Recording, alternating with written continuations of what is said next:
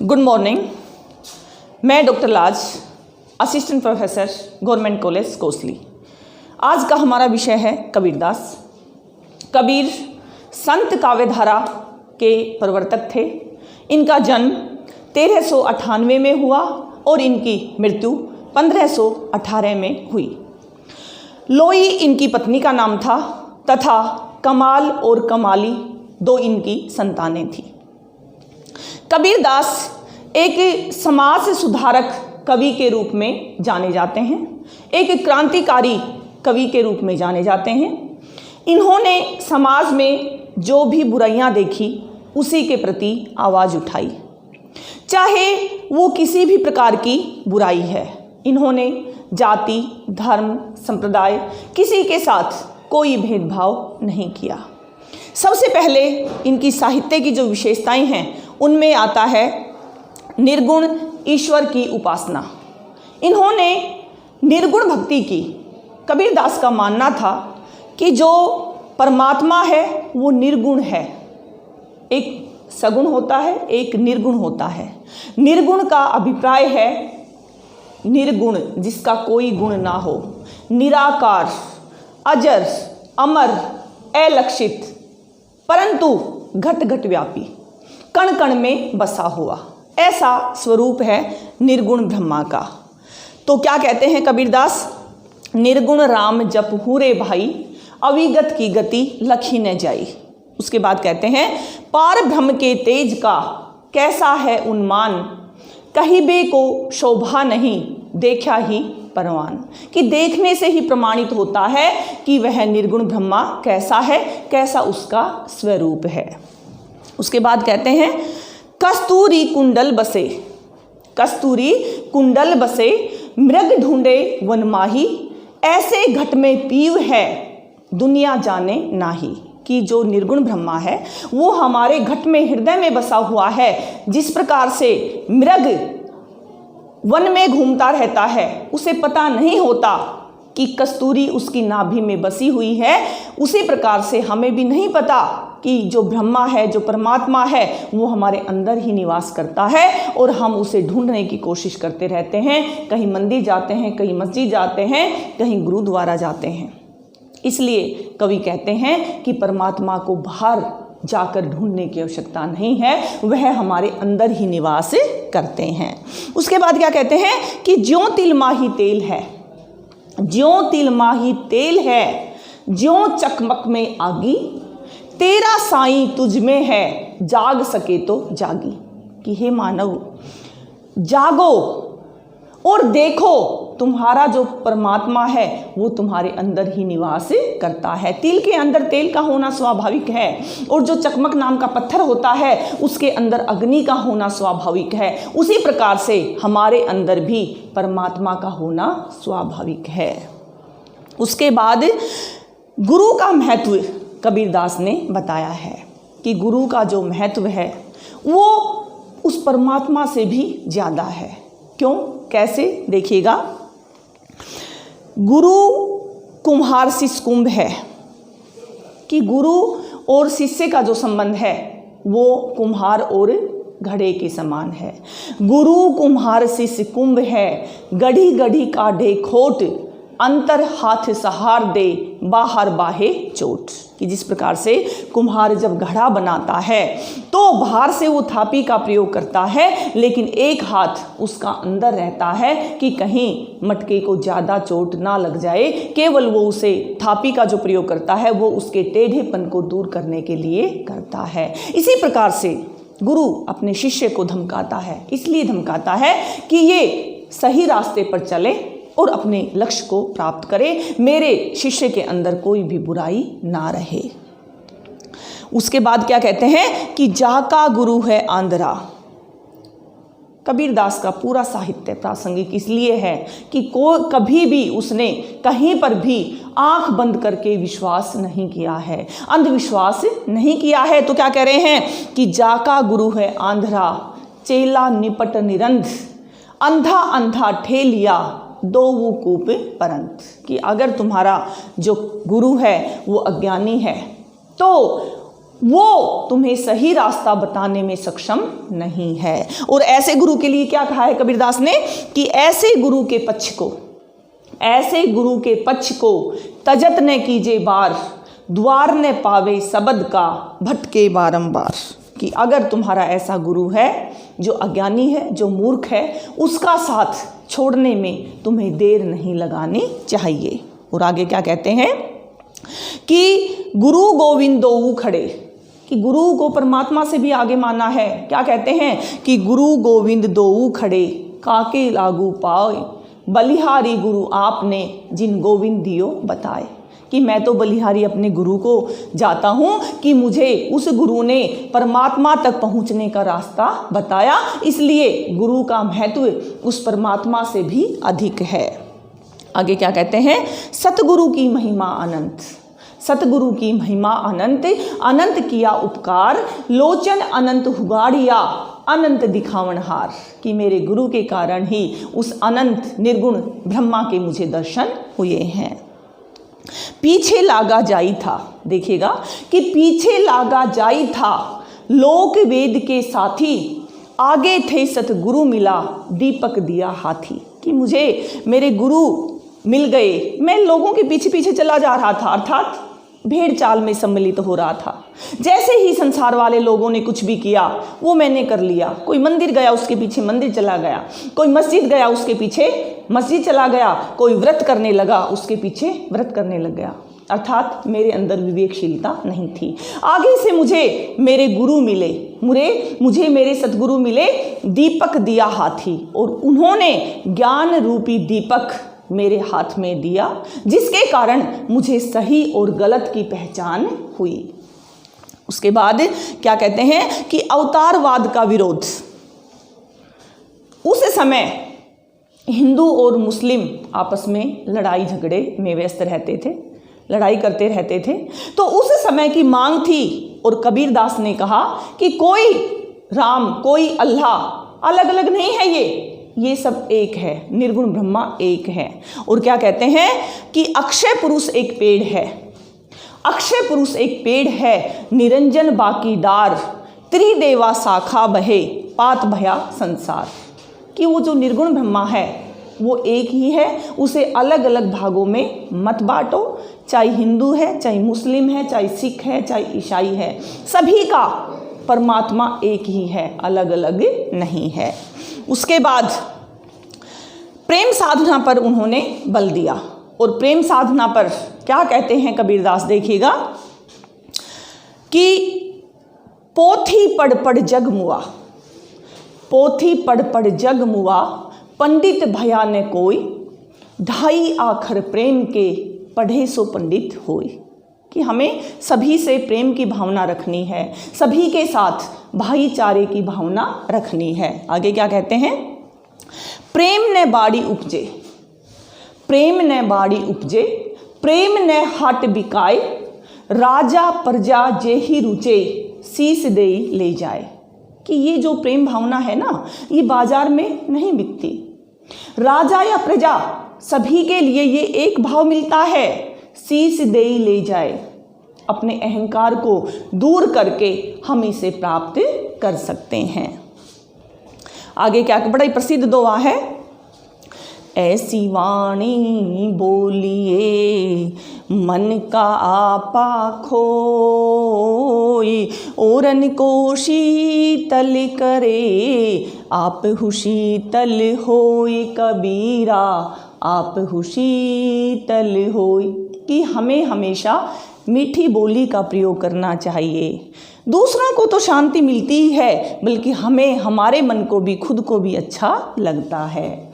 आगे क्या कहते हैं, कबीर ये है घर प्रेमिका, खाला का घर नाए, शीश उतारे भूई धरे, तब बैठे घर माहे, कबीरा तब बैठे घर माए। और उसके बाद विरह को कबीरदास ने सही माना है, अच्छा माना है। क्यों माना है? क्योंकि विरह उस परमात्मा से मिलन की प्रथम सीढ़ी है, और अगर हम पहली सीढ़ी पर ही नहीं पहुँचेंगे तो परमात्मा से मिलन कैसे होगा। तो क्या कहते हैं बिहारी, देखिएगा, बिरहा बिरहा जिनी कहो, बिरहा है सुल्तान, जिह घट बिरहा न संचरे, सो घट सदा मसान कबीरा, सो घट सदा मसान। कि अगर परमात्मा से मिलने की हमारी इच्छा नहीं है, हमारा मन नहीं है, तो हम जीवित होते हुए भी मृत्यु के समान है, अर्थात हमारे इस जीवन में आने का कोई भी फायदा नहीं है।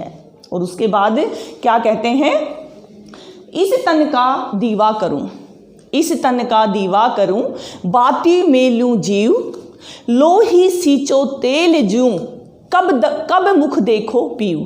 कि हे परमात्मा, मैं तुम्हारा मुख कब देखूंगा, कि मैं ये चाहता हूं कि जल्दी से जल्दी मैं आपके दर्शन करूं। और उसके बाद कहते हैं, आई सको ना तो ही पे, सको ना तुझे बुलाए, जीरा यों ही ले हुगे, विरह तपाए तपाए कबीरा, विरह तपाए तपाए। और उसके बाद क्या कहते हैं, जब मरणासन पे वह साधक चला गया है तो क्या कह रहे हैं, देखिएगा, कि कै बिरही को मीची दे, कै आपा दिखलाई, आठ पहर का दांझिणा, मुँह पे सहा न जाए कबीरा, मुँह पे सहा न जाए। और उसके बाद क्या कहते हैं, कि मेरा मुझ में कुछ नहीं, हे परमात्मा जो कुछ है मेरे पास वो सब तुम्हारा ही है, कि मेरा मुझ में कुछ नहीं, जो कुछ है सो तेरा, तेरा तुझको सौंपता क्या लागे है मेरा। अर्थात ये जो शरीर है ये मिट्टी का ढेला है, अगर महत्व है तो आत्मा का है, और हे परमात्मा वो आत्मा आपने मुझे दी है, तो अंततः ये जो शरीर है ये मैं तुम्हें सौंपता हूँ, इसमें मेरा कोई भी योगदान नहीं था। आगे क्या कहते हैं, देखिएगा, कि नैना अंतरी आउत, नैना अंतरी आउतु, ज्यों ही नैन झपेऊ, ना मैं देखूं और को, ना तुझ देखन देऊं। कि हे परमात्मा तुम मेरी आंखों में प्रवेश कर जाओ, और जैसे ही तुम मेरी आंखों में प्रवेश करोगे मैं अपनी आंखों को बंद कर लूँगा, विरही साधक कह रहा है, और ना मैं किसी और को देखना चाहता हूँ, और ना ही मैं ये चाहता हूँ कि जब तक मेरा उद्धार ना हो जाए तब तक आप किसी को देखो, अर्थात एकाधिकार की भावना। उसके बाद देखिएगा, कि कबीर रेख सिंदूर की, कबीर रेख सिंदूर की, काजल दिया न जाई, नैनू रमैया रमी रहा, दूजा कहाँ समाई। कि जिस प्रकार से रेख मांग, जो सौभाग्यशाली महिलाएं होती हैं वो अपनी सिंदूर की मांग भरती है, अर्थात अपनी मांग में सिंदूर लगाती है, काजल नहीं लगाया जाता, उसी प्रकार से हे प्रभु मैंने अपने मन में तुम्हें बसा लिया है, किसी दूसरे के लिए जगह ही नहीं है। और उसके बाद देखिएगा, भक्ति भावना, भक्ति भावना में कबीरदास क्या कहते हैं सुनिएगा, बड़ा ही प्रसिद्ध दोहा है, आपने पहले भी सुना होगा, दुख में सुमिरन सब करे, सुख में करे ना कोई, जो सुख में सुमिरन करे, तो दुख काहे होए कबीरा, तो दुख काहे होए। अर्थात हमें हमेशा उस प्रभु का स्मरण करना चाहिए, अगर हम हमेशा उसे याद रखेंगे तो हमारे जीवन में दुख आएंगे ही नहीं। देखिएगा आगे, जब मैं था तब हरि नहीं, मैं अहम भावना, कि जब मैं था तब हरि नहीं, अब हरि है मैं नाही, सब अंधियारा मिटी गया, जब दीपक देखा माही। कि मैंने जब ज्ञान रूपी दीपक अपने अंदर देखा तो सारा जो अज्ञान रूपी अंधेरा था वह समाप्त हो गया। आगे क्या कहते हैं, कि सुमिरन की सुधि यों करे, सुमिरन की सुधि यों करे, ज्यों गागर पनिहार, हाले डाले सुरती में कहे कबीर विचार। कि हमें प्रभु का स्मरण ऐसे करना चाहिए जैसे जो पनिहारिन है वो अपनी गागर में ध्यान लगाती है, हाले डाले सुरती में, कि वह चलती है, हिलती है, लेकिन उसका जो मटका है, जो गागर है, वह गिरती नहीं है। क्यों? क्योंकि उसके मन में ये बात होती है कि मेरे मटके का जो बैलेंस है वो बिगड़ना नहीं चाहिए। उसी प्रकार से हमारे मन में भी कृतज्ञता का भाव उस प्रभु के प्रति होना चाहिए। आगे क्या कहते हैं? भक्ति भजन हरि नाव है, भक्ति भजन हरि नाव है, दूजा दुख अपार, मनसा वाचा कर्म ना, कबीर सुमिरन सार।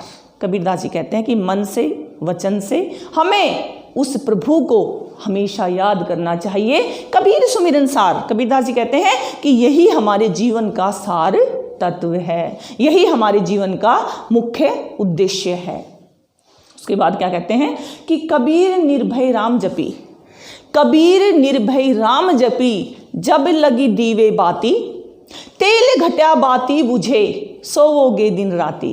कि जब तुम्हारे शरीर से तुम्हारे प्राण निकल जाएंगे तब तुम्हें कोई भी नहीं कहेगा, क्योंकि तुम उसके लायक ही नहीं रहोगे। जब तुम्हारी शरीर की सारी इंद्रियां काम करना बंद कर देगी, तुम्हारे शरीर से तुम्हारे प्राण निकल जाएंगे, तब तुम प्रभु स्मरण करने में असक्षम रहोगे। इसलिए तब जब तक तुम्हारे शरीर में प्राण है, हे मानव, तब तक उस परमात्मा का स्मरण करो और हमेशा हमेशा के लिए जीवन और मृत्यु का जो ये चक्र है इसे समाप्त करो, गति प्राप्त करो, मोक्ष को प्राप्त करो। उसके बाद देखिएगा, माली आवत देखी के कलियां करे पुकार,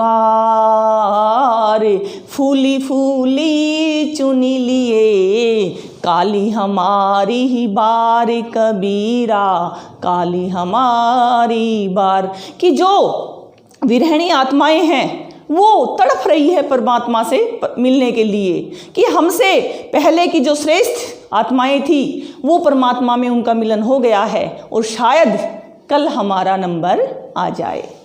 उसके बाद देखिएगा कि करता था तो क्यों रहा, कि हे मानव तू बुरे कर्म करता था, क्यों करता था? कि करता था तो क्यों रहा, अब करी क्यों पछताए, बोवे पेड़ बबूल के, आम कहाँ ते खाए। जैसी करनी वैसी भरनी। बुरे कर्म किए हैं तो अब उसका फल भोगना पड़ेगा, अब पश्चाताप करने से कोई भी फायदा नहीं है। बड़ा हुआ तो क्या हुआ? कई लोग देते हैं कि हम वरिष्ठ हैं, बड़े हैं, गुणवत्ता देखी जाती है, बड़ा नहीं देखा जाता। तो क्या कहते हैं कबीरदास कि बड़ा हुआ तो क्या हुआ, जैसे पेड़ खजूर, पंथी को छाया नहीं, फल लागे अति दूर। कि ऐसा बड़ा होने का कोई भी महत्व नहीं है। आगे कबीरदास क्या कह रहे हैं कि माला फेरत जुग भया, माला फेरत जुग भया, फिरा ने मन का फेर, कर का मन का डारी दे, मन का फेर। हे मानव, कर का मन का, हाथ में जो माला है उसे डाल दो, मन रूपी मनिए, मन का फेर, मन रूपी जो मोती है उसे फेर, अर्थात मन से उस प्रभु को याद कर, अगर प्रभु की शरण में जाना है तो। आगे क्या कहते हैं कि माला तो कर में फिरे, भारी जो आडंबर है, जो दिखावा है, उसे दूर हमें करना चाहिए। उसके लिए क्या कह रहे हैं कबीरदास, देखिएगा, माला तो कर में फिरे, जीभ फिरे मुख मा, मनवा तो चहु दिसी फिरे, ये तो सुमिरन नाह कबीरा, ये तो सुमिरन नाय। और तुम देखते हो कि मुसलमान जाते हैं और मस्जिद में जाकर जोर जोर से अल्लाहू अकबर कहते हैं। कबीरदास जी कहते हैं कि दिखावा है, ये ढोंग है, ये प्रभु स्मरण का सही तरीका नहीं है। तो क्या कहते हैं, काकर पाथर जोरी के, मस्जिद लई बनाए, ता चढ़ी मुल्ला बांग दे, क्या बहरा हुआ खुदाए कबीरा, बहरा हुआ खुदाए। कि हे मुसलमानों, क्या तुम्हारा जो खुदा है वो बहरा है, अर्थात परमात्मा बहरा नहीं है, उसे इतनी जोर से पुकारने की आवश्यकता नहीं है। उसके बाद केवल उन्होंने मुसलमानों को नहीं फटकारा, हमारे जो हिंदू हैं, हम हैं, हमारे तो 33 करोड़ देवी देवता हैं। और हमारे लिए क्या कहा है, हिंदू धर्म के लिए क्या कहा है कबीरदास ने, देखिएगा, पाहन पूजे हरि मिले तो मैं पूजो पार, ताते वाचा की भली पीस खाए संसार कबीरा, पीस खाए संसार। अर्थात मूर्ति पूजा से कोई भी फायदा नहीं है। उसके बाद समय का महत्व बताया है कबीरदास ने कि हमारे जीवन में समय प्रबंधन का बहुत अधिक महत्व है। क्या कहते हैं, कल करे सो आज कर, आज करे सो अब, पल में प्रलय होएगी, फिर करेगा कब रे बिहारी, फिर करेगा कब। और स्वामी भक्ति का पर्याय देते हुए, स्वामी भक्ति दिखाते हुए उस परमात्मा के प्रति कबीरदास जी कहते हैं, कबीर कुत्ता राम का, मुतिया मेरा नाम, गले राम की जेवड़ी, जित खींचे तित आवे कबीरा, जित खींचे तित आओ। अर्थात हे परमात्मा, मैं तो कुत्ते के समान हूँ, जैसे आप जहाँ भी जाएंगे, जहाँ मुझे बुलाएंगे, अर्थात जैसे जैसे मुझे भक्ति करने के लिए कहेंगे मैं वैसे ही करूँगा, लेकिन मुझे मोक्ष चाहिए, मुझे गति चाहिए, जन्म मरण के बंधन से हमेशा के लिए छुटकारा चाहिए। आगे क्या कहते हैं, कबीर नौबत आपने, कि हे मानव तुम्हारा जो जीवन है ये कितनी देर का है, कुछ क्षण का है, पानी के बुलबुले की भांति है। कि कबीर नौबत आपनी 10 दिन लेहू बजाए, ये पूर्व पटन ये गली बहुरी ने देखे आए। कि जितने दिन का जीवन मिला है उसे अपने हिसाब से आप कैसे भी प्रयोग में ला सकते हो। जब तुम्हारे शरीर से तुम्हारे प्राण निकल जाएंगे तो ये बाजार, ये नगर, ये जगह कभी भी तुझे दोबारा आकर यहाँ देखने को नहीं मिलेगी। उसके बाद क्या कहते हैं कि सबसे बड़ा मन है, मन को हमें अपने वश में रखना चाहिए। कबीर मारू मन को, कबीर मारू मन को, टूक टूक हवे जाई, विष की क्यारी बोई कर लुणत कहाँ पछताई। कि हे मानव, तूने विष की क्यारी बोली है, जहर की फसल उगा दी है, अब उसे काटते हुए क्यों पश्चाताप कर रहा है, अर्थात अब कोई भी फायदा नहीं है। उसके बाद क्या कहते हैं, मन मथुरा दिल द्वारिका, काया काशी जान, 10वां द्वारा देहुरा, तामे ज्योति पिछाण कबीरा, तामे ज्योति पिछाण। कि कहीं पर भी मथुरा, द्वारिका, गंगा स्नान जाने की आवश्यकता नहीं है। तुम्हारा जो शरीर है यही एक पूरा मंदिर है और इसमें परमात्मा छिपे हुए हैं, केवल तुम्हें पहचान करने की आवश्यकता है। आगे कहते हैं कि हिंदू मुए राम कही, हिंदू मुए राम कही, मुसलमान खुदाई, कहे कबीर सो जीवता, दुई में कभी न जाई। कि जो इस दुविधा में नहीं गया, धर्म के चक्कर में नहीं पड़ा, सभी धर्मों का समान रूप से आदर सम्मान किया, उसी को उस परमात्मा की प्राप्ति हुई है, अन्यथा इस जीवन का और कोई महत्व नहीं है। तो आज हमने कबीरदास के बारे में पढ़ा कि कबीरदास किस प्रकार के कवि थे और क्या क्या उनके साहित्य की विशेषताएं थी। आज बस इतना ही, मैं अपनी वाणी को विराम देती हूँ और मेरे चैनल को सब्सक्राइब करें और कमेंट ज़रूर दें ताकि मुझे पता चले कि मैं क्या सही कर रही हूँ और क्या गलत कर रही हूँ। धन्यवाद।